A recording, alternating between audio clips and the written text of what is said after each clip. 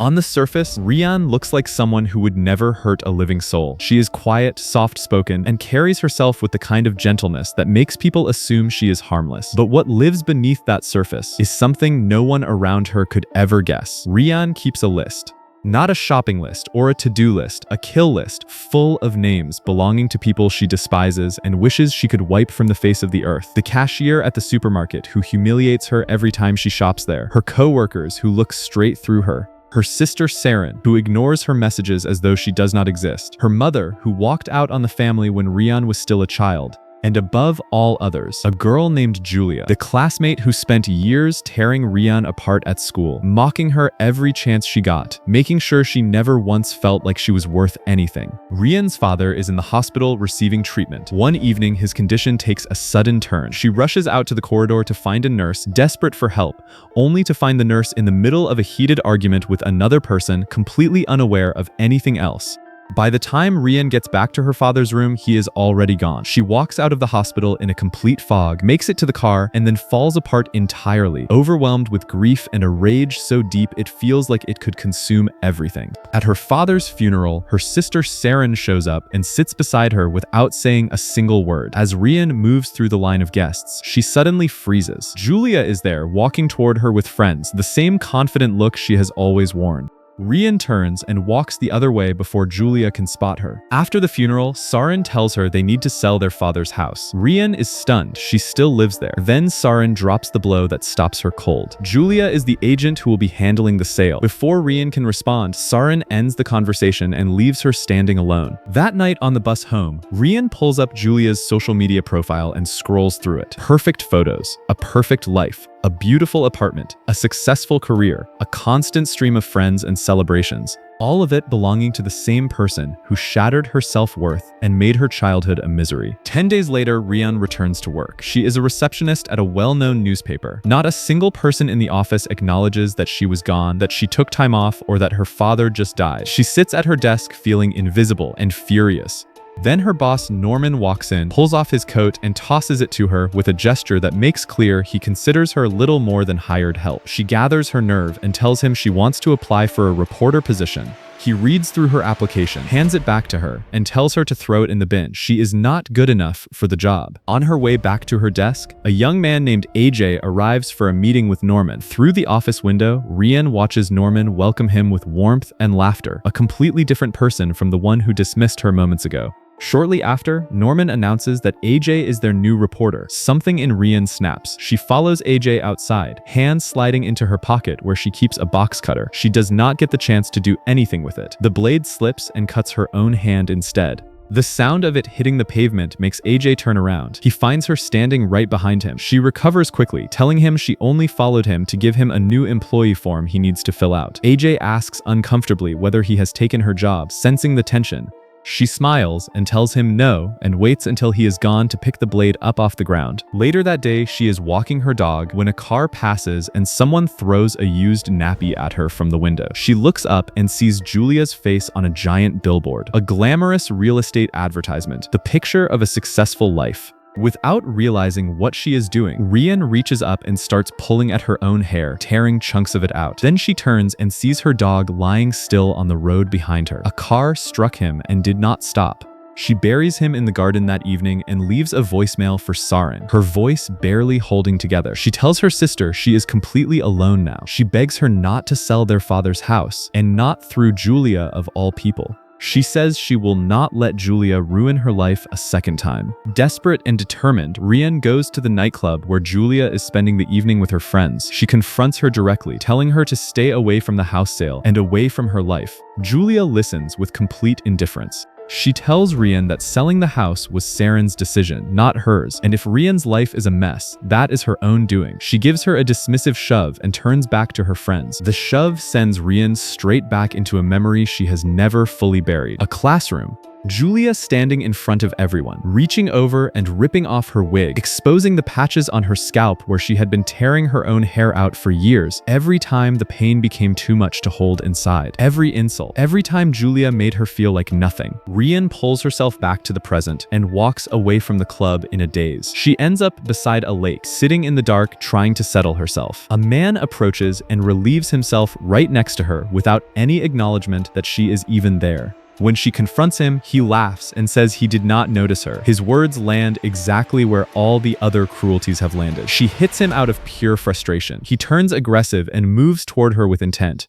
In a burst of fury she has been carrying for years, Rian pulls out her blade and drives it into him, again and again, until everything goes still. When it is over, she drags the body into the lake and pushes it beneath the surface. Back home, she stands in front of the mirror, shaking, and then lets out a long, raw, primal scream, as if something that has been caged inside her for most of her life has finally broken through. The next morning, she wakes up and finds blood dried on her skin. For a moment, she cannot fully piece together what happened the night before. Her mind seems to have blurred the edges of it. Terrified, she puts her clothes in the wash and sits on the floor in front of the machine, unable to stop trembling. The doorbell rings. It is a man named Craig, one of her father's former colleagues, who has come to discuss buying the workshop from the estate. She takes his envelope and closes the door. On the bus the next day, she passes the lake. Police are at the water's edge, pulling a body out. She can barely breathe for the rest of the ride. At the office, Norman gathers everyone and announces the paper desperately needs a major story. A reporter named Jeff walks in with exactly what Norman is looking for. Word of a body discovered at the lake. Norman loves it, and Rian makes a decision. She is going to become impossible to overlook. She steps forward and tells Norman that the man at the lake was murdered the previous night, stabbed with a sharp weapon. She claims she overheard people on the bus talking about it. Norman sends AJ to the crime scene, overlooking Rian once again.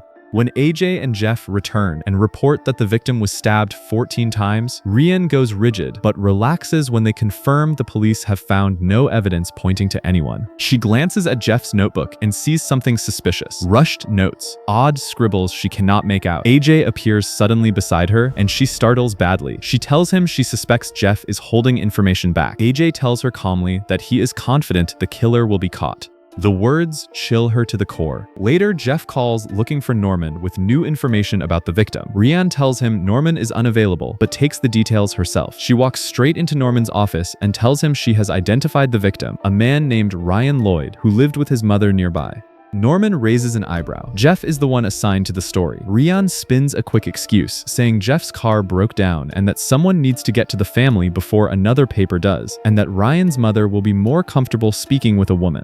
Norman sends her, with AJ alongside. On the drive over, AJ apologizes for being there, saying Norman insisted. Rian snaps at him, then quickly pulls back, explaining she has been emotionally drained since losing her father.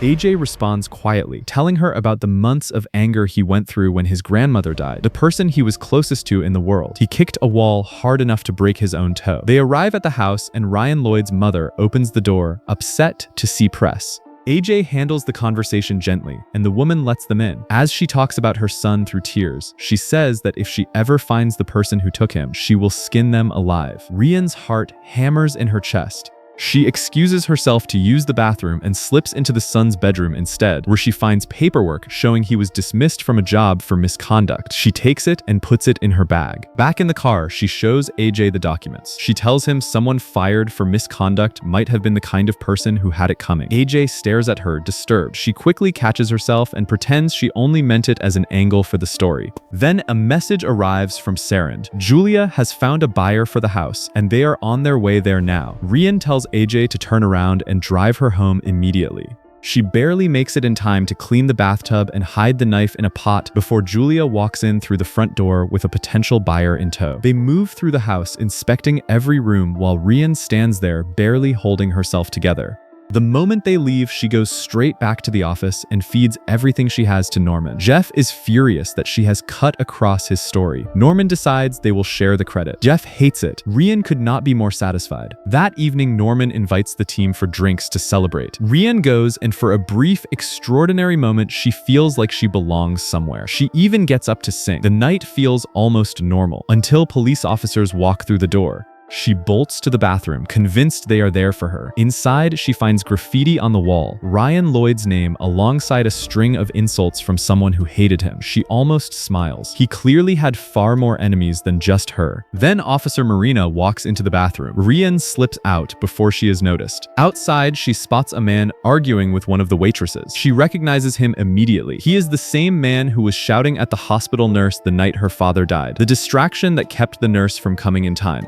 The person in Rian's mind who is responsible for what happened. She follows him outside and calls to him, pretending she needs help with her cat. When he turns, she drives her blade into him. This time she does not shake. This time she feels something closer to relief. Walking away, she passes another billboard of Julia's face and stares at it for a long time. Julia is next on the list. The next morning, Rian begins watching Julia closely. She catalogs every advantage Julia has: friends, a good job, a comfortable home, a boyfriend. While Rian barely registers as a person to the people around her, she starts laying out a plan. She even climbs into her own freezer to check whether there is enough space to hide a body. Craig calls and apologizes for not reaching out sooner after their date. Rian's whole mood shifts. She genuinely likes him. She agrees to go out with him that evening. She stops at the supermarket on the way home. The cashier ignores her completely, laughing on the phone and calling her a name right to her face. Rian picks up the girl's phone and drops it into a cup of juice sitting on the counter. Then she walks out. At home, she calls Julia and invites her to come look at the house, freshly tidied, ready to view. Julia says she is busy and suggests tomorrow instead. Rian texts Craig and they arrange dinner for 7.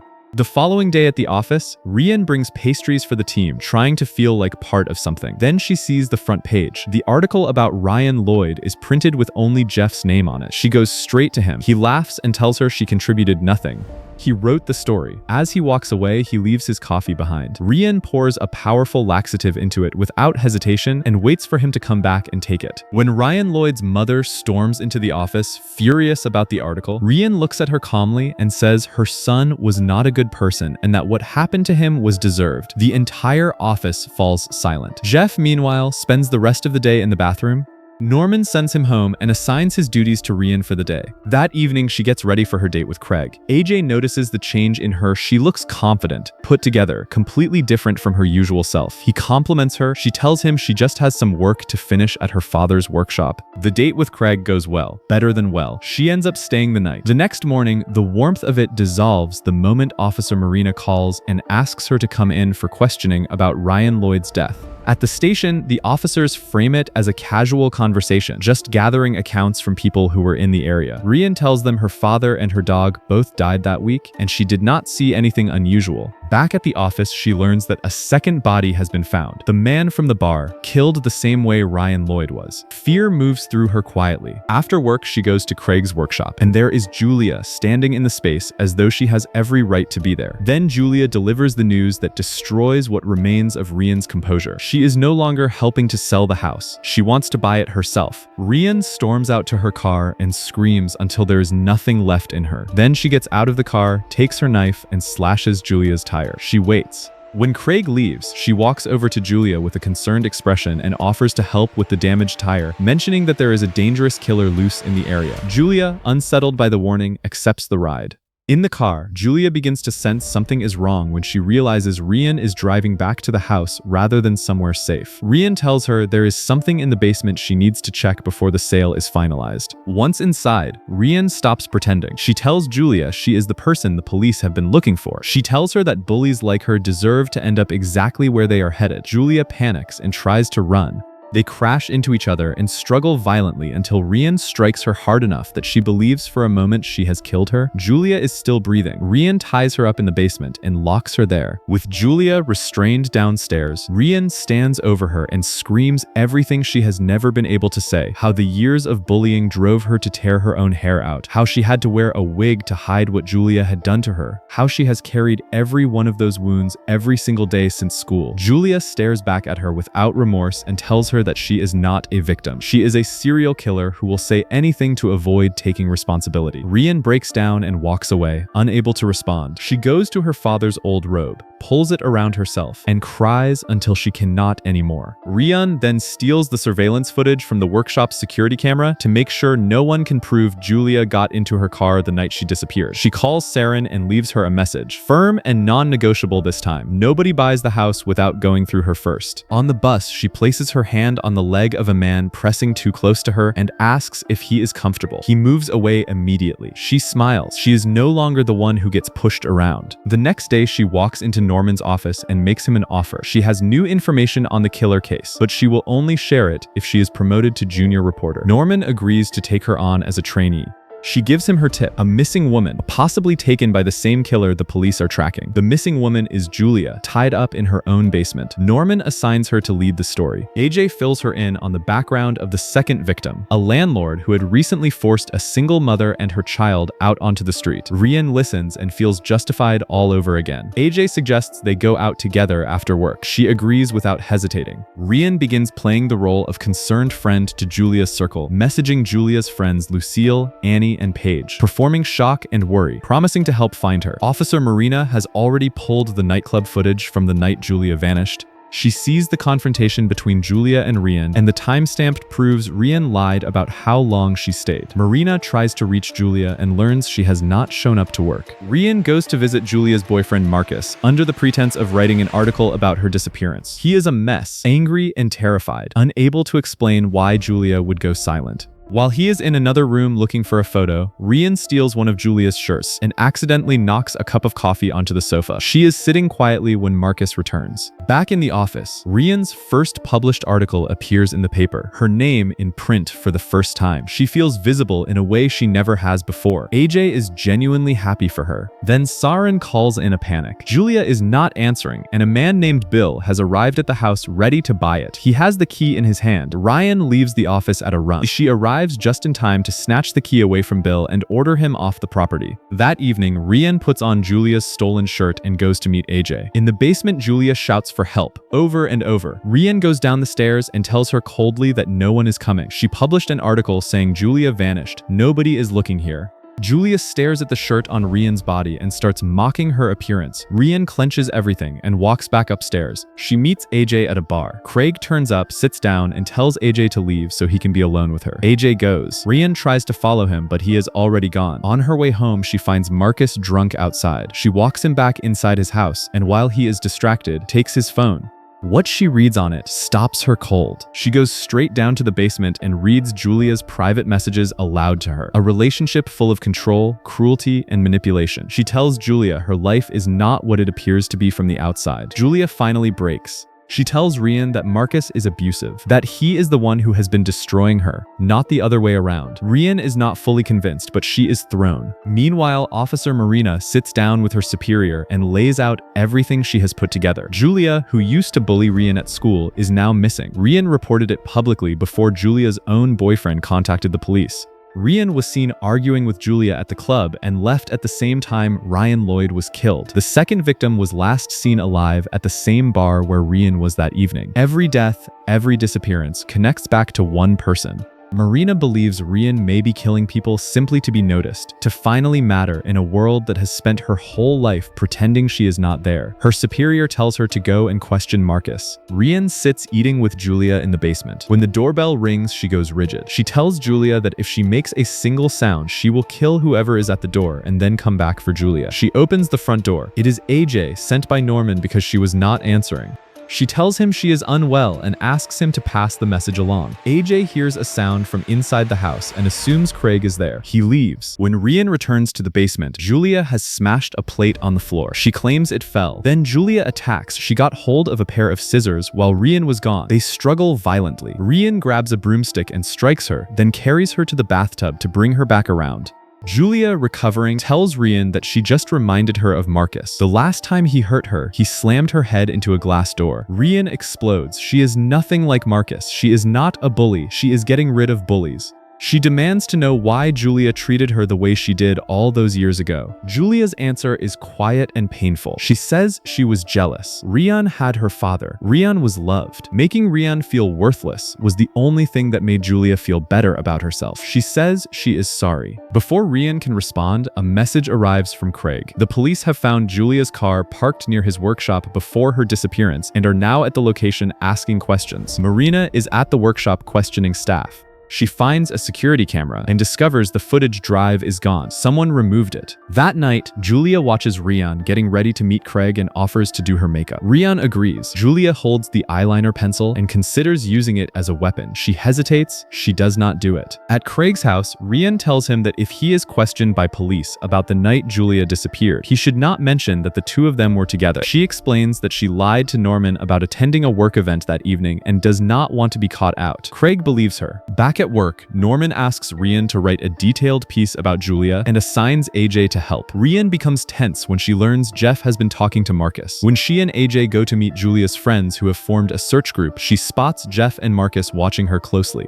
Marina arrives at the same gathering and speaks to the friends. She is told that far from being Rian's close friend, Julia was the person who made her school years unbearable. Marina's suspicion doubles. She goes to Rian and tries to extract information by complimenting her on her generosity for helping find someone who once bullied her. AJ is confused. Rian never mentioned knowing Julia at all. Then Marcus confronts her in the middle of the gathering, telling her he knows she stole Julia's shirt from his house and threatening to report her to management. AJ steps in to defend her. Rian snaps at him and tells him to stay out of it. Then she goes after Marcus herself, knife in hand, ready to end things. But Jeff sees her. He runs, she chases. Then a bus strikes him before she reaches him. After that, Rian goes to the lake to throw the knife away. A threatening message arrives from Marcus. She changes her mind and keeps it. She goes to Julia and proposes a plan. She will forgive Julia entirely, but in return, Julia has to help her deal with Marcus, who has been violent with her and whom she claims has attacked her more than once. Julia agrees, though cautiously.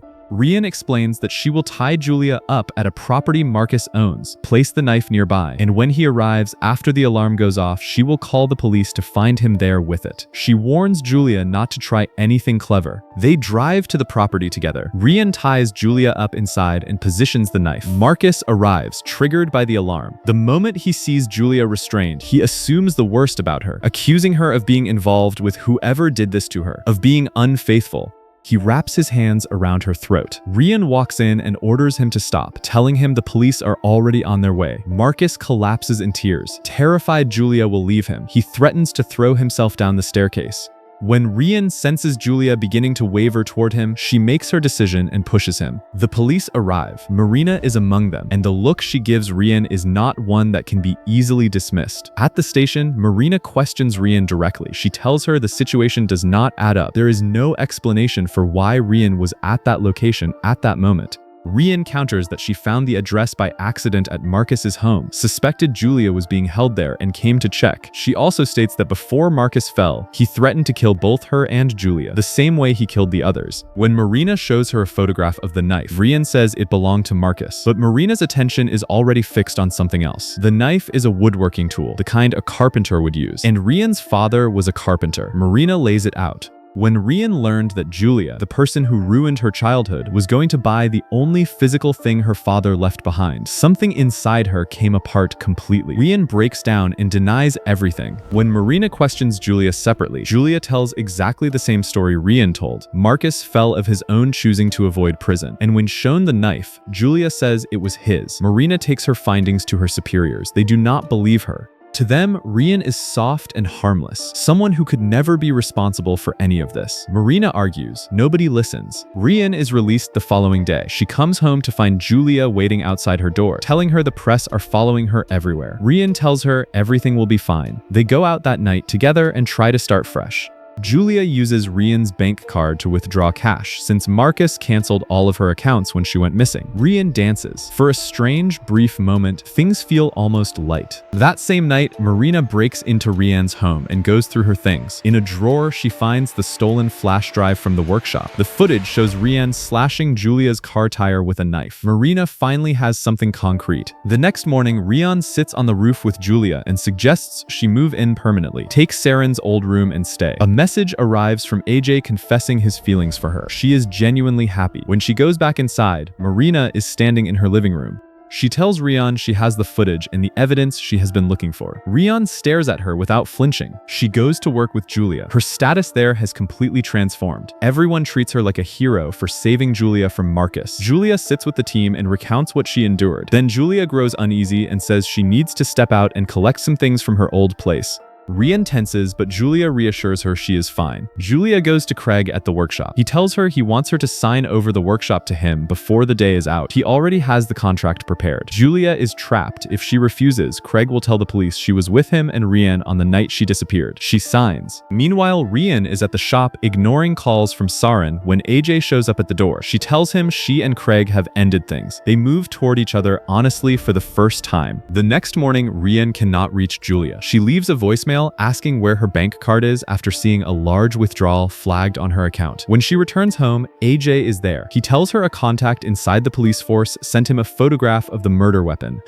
When he looks at the image, he recognizes the knife immediately. It is the same one Rian always kept at the office. He starts searching the house for it. It is not there. His suspicion solidifies. Rian has no more ways to redirect him. She tells him she has done terrible things, that she was a different person then, and that everything changed when she met him. AJ tells her she is a monster and tries to leave. She grabs a kitchen knife and drives it into him, screaming between every blow that she is not a monster. The front door opens. Saren walks in. Rian stands in the kitchen, and the story ends without resolution. No second chapter, no answers, only the weight of everything that cannot be undone.